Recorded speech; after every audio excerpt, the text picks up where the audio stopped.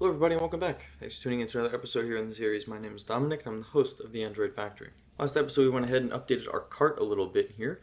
So as we update the quantity here, we have this view updating on the actual cell, and then down here the total here also updates as far as when we remove or add things to the cart, and this checkout button reacts accordingly if we have no items in the cart. So if you missed it, I'll link a card in the top right. And today, I think we should go ahead and look at the profile here because it is a little bare bones and could be pretty helpful to sign in users and such, because that's a very common pattern. So taking a look at our fakestoreapi.com/docs, we can see there's a bunch of documentation around users within this API, and then specifically a user login as well, where we can go ahead and basically post to a particular endpoint and pass in username and password and then get a response. It says here you can use any of the usernames and passwords available in the API to get a token, and any other usernames will return an error. So I don't know what the error case looks like, but as far as the actual model for it, but we can go ahead and figure that out and handle basically successful and failure cases surrounding login. And I think this is going to be a little bit to cover in one video, so I might break this up into two. And for now, we're just going to go ahead and start with actually, logging a user in, maybe with just a button click, hard coding username and password, just to get all of the channels working and everything flowing properly. And then we can go ahead and uplift it to actually allow for input from our user here. So if we go ahead and bounce over to this JSON viewer, this is the response when you get all of the users. So it's just a list of users. But as we can see here, I like this one because the username and password are pretty straightforward. Some of the other ones have very wonky looking passwords, like, that's not really a password I want to remember to type in, but uedon and donero for username and password seems to be simple enough. Anyway, we have an address object inside of our user. There is a geolocation object as well, which has latitude and longitude, so there might be something fun with Google Maps we can do with that. City, street, number, zip code information, so a lot of info about the address, and then just some other high-level info on the user here, a phone number, first and last name, email, username, all that kind of stuff. So there's really a lot to work with here. First things first, I'm going to go ahead and copy this, and we're going to go ahead and build out the network model for our user. So inside of our model package, we have a network package as well.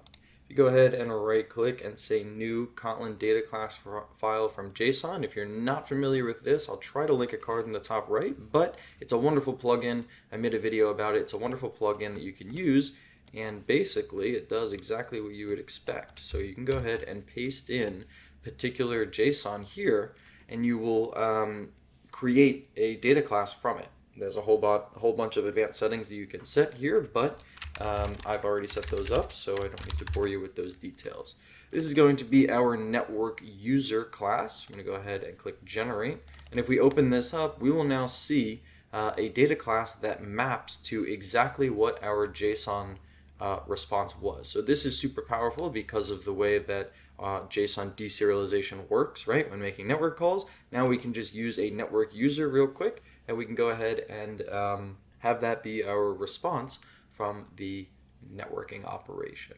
So real quick, let's go ahead and just make another package. We're just going to call this auth inside of our profile, and then we will make our auth service. That will be an interface, right? This is going to define our actual, I guess we could do it now. What is the information here? So we need, I believe, just this. And then it's going to be a post at that. So we will say at post.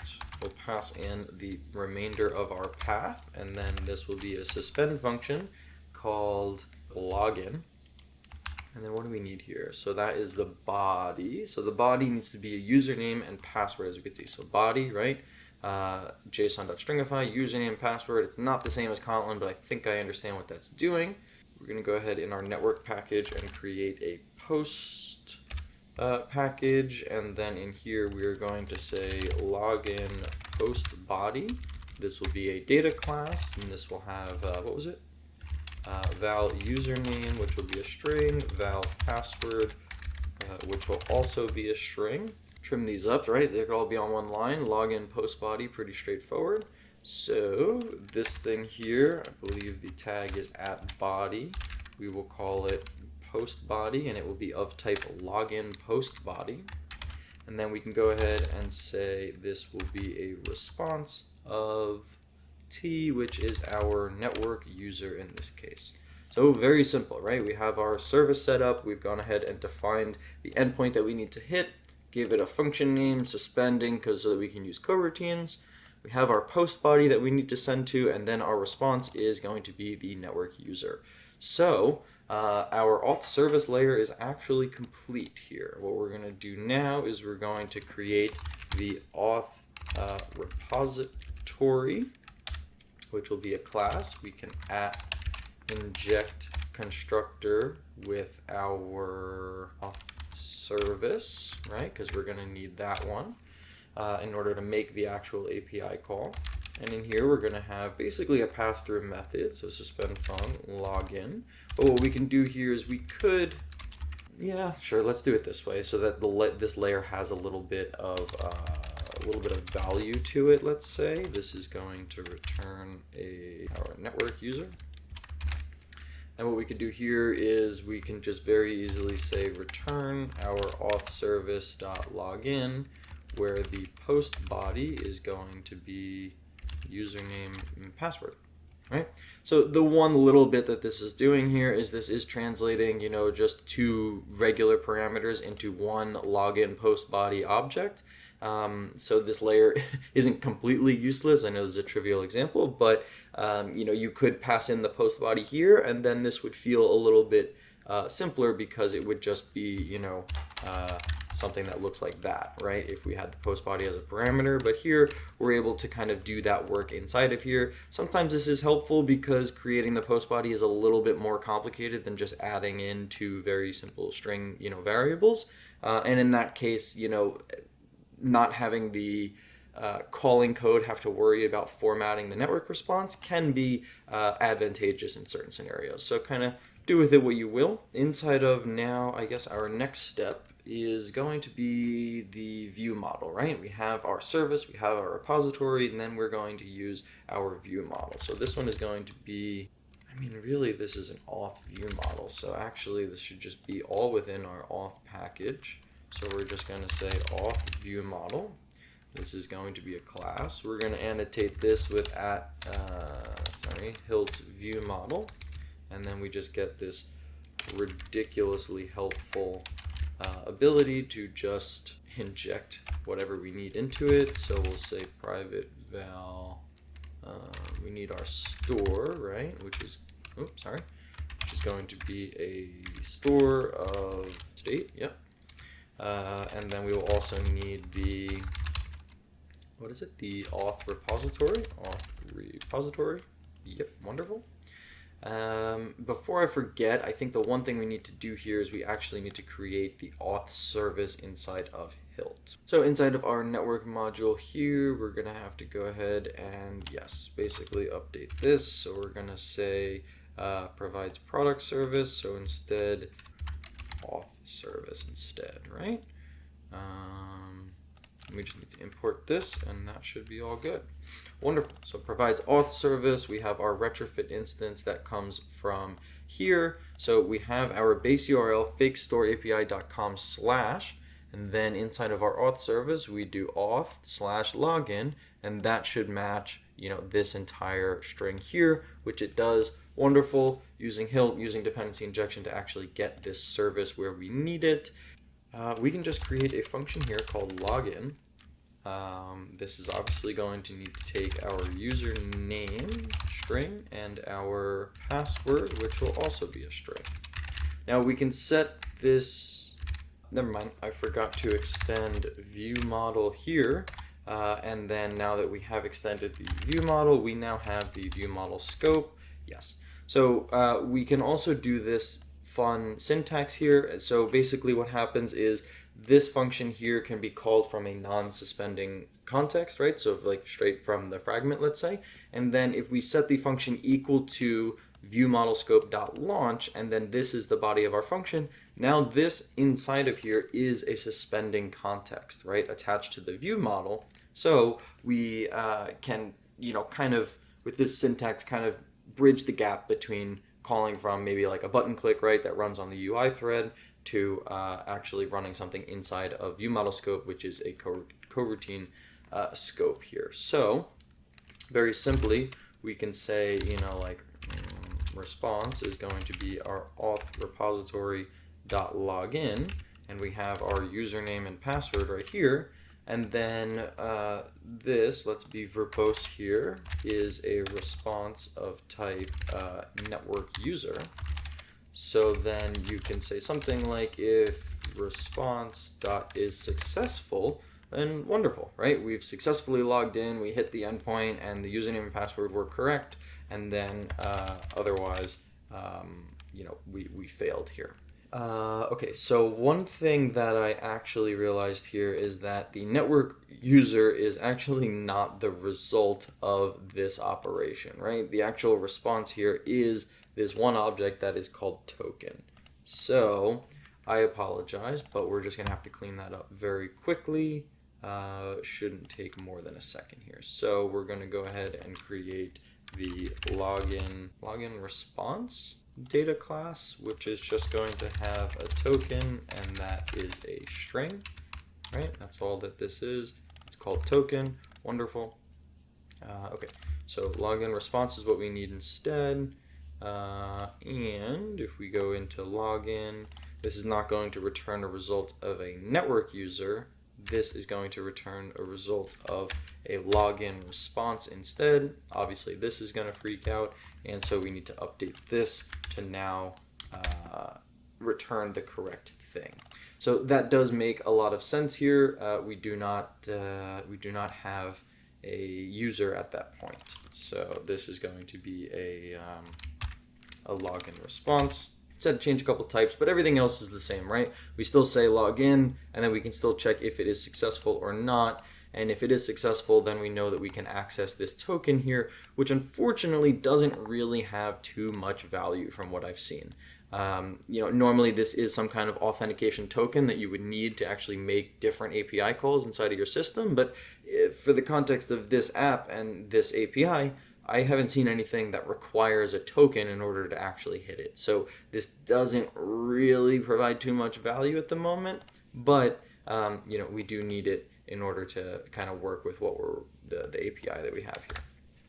So the one thing that we do want to do though, right, is we want to eventually bubble up the result here to somewhere, right? And normally if we had a MVVM approach, right, there would be some kind of user live data here that was a live data of user, right? And the UI layer would observe this live data, and any changes to that live data would get propagated through that, or any changes to the user would get propagated through the live data. The UI layer would react, and all is well. However, if you've been following along, we are not really using MVVM here. Although we're using view models, we're using repositories, we're not following that entire structure and architecture, let's say. Instead, we actually have an application state here, and we are more so abiding by the MVI Redux pattern.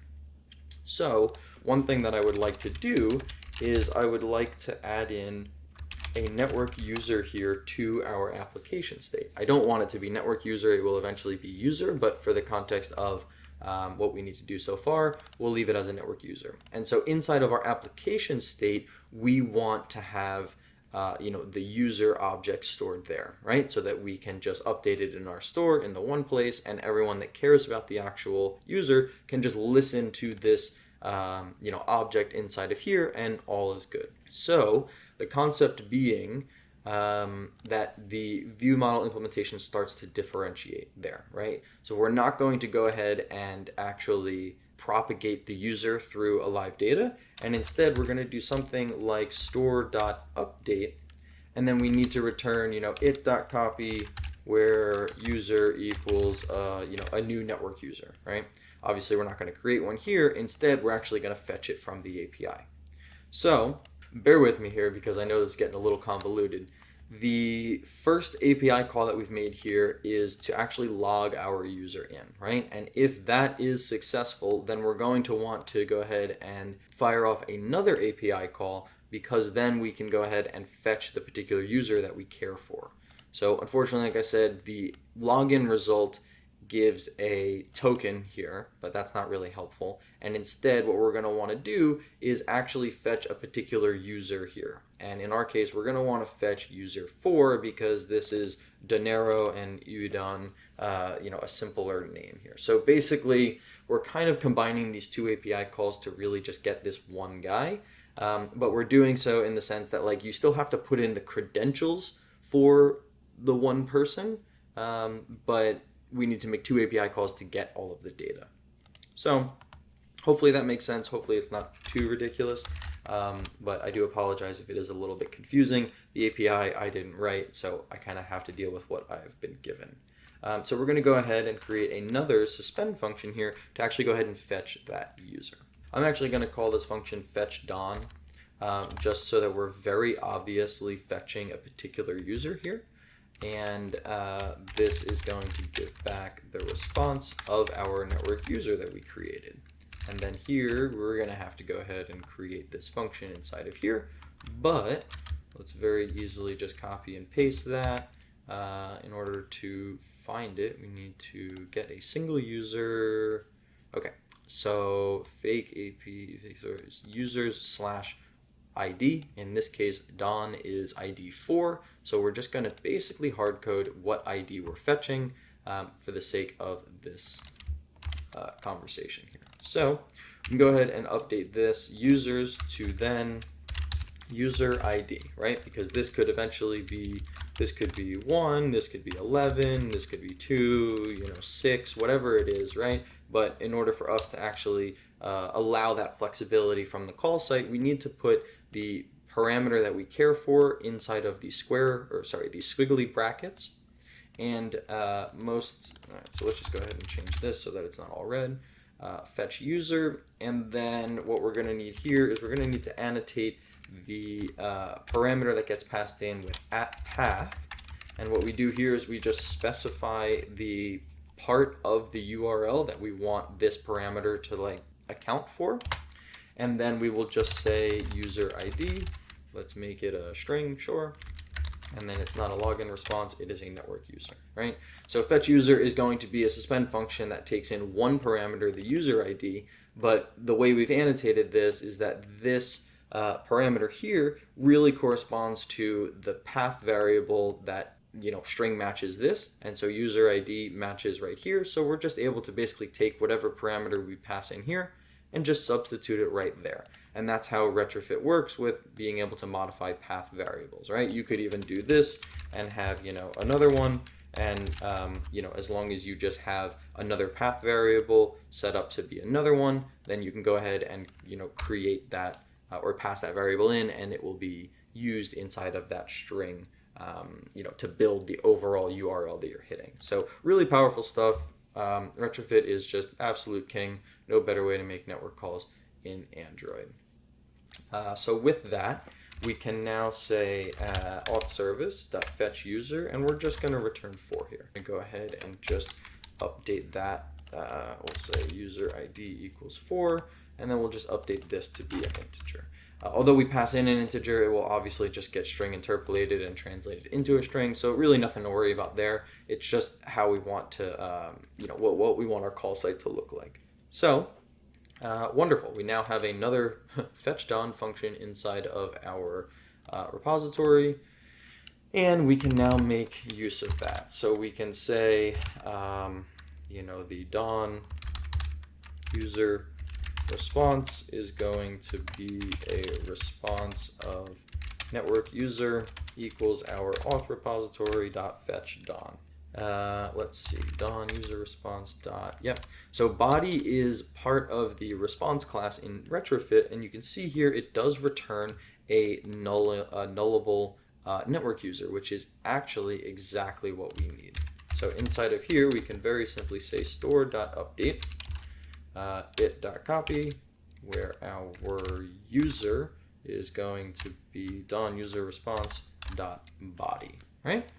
So that's pretty straightforward. We can go ahead and and then maybe let's just log an error here to just say, let's say login. So just kind of logging whatever it is that we have here when we call our login function. Yeah, and so our profile fragment, we can go ahead and annotate this now. I can never forget with at Android entry point, because we are going to be using our view model here. Let's actually name this one the auth view model because it is specific. And we'll say by view models, auth view model, and then we'll just go like that. Perfect. So now we have our view model, we have our entry point, so all of HILT is going to work properly.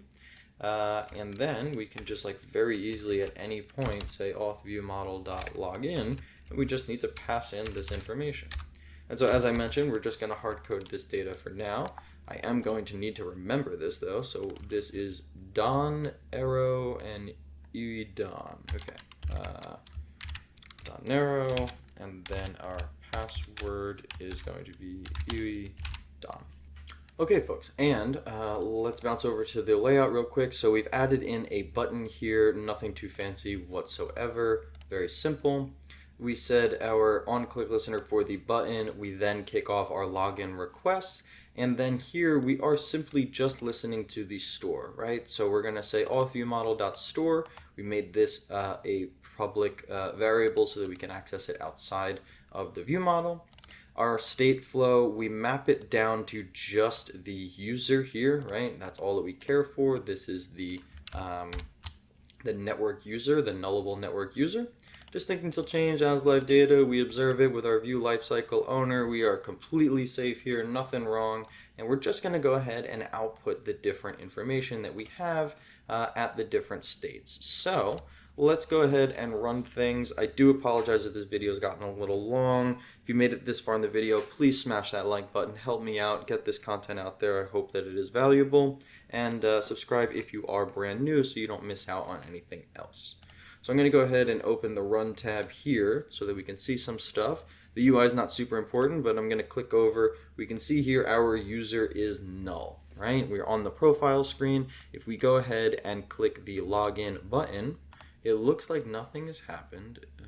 It is possible that our body returned null for some reason. So let's go ahead and just add in a simple check here and rerun things here very quickly. Does seem like we might have an issue here.